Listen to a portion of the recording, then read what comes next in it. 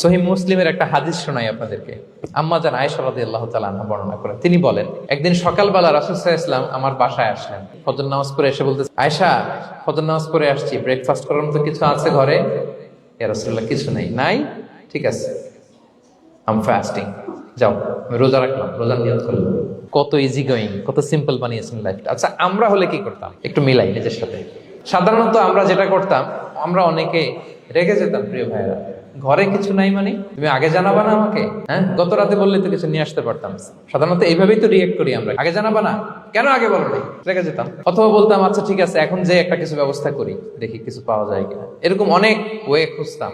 কিন্তু রাসূল সাল্লাল্লাহু আলাইহি ওয়াসাল্লাম এই কোনো অপশন না নিয়ে বললেন, okay, there is no food for breakfast, I'm gonna fast ফাইন্নী সাইম। ঠিক আছে, খাবার যখন নাই, আমি রোজাই রেখে দিলাম।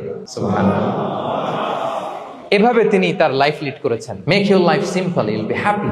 জটিল না করে সহজ করুন, আপনি হ্যাপি হবেন। লাইফটাকে জটিল বানাবেন না। অল্প কয়েকদিনের দুনিয়া, এমনিই কেটে যাবে এটা। ওই দিকে যেন না ঠকি, ওইটা খেয়াল রাখবেন। ওইখানে ঠকলে সব শেষ, আমও শেষ, সালাও শেষ। ওইখানে যেন ঠকে না যায়, এটা খেয়াল রাখতে হবে। তাহলে প্রথম ফ্যাক্টর হচ্ছে সুখী সমৃদ্ধ জীবনের। Will make our life simple.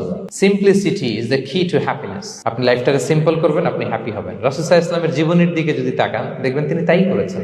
সুবহানাল্লাহ।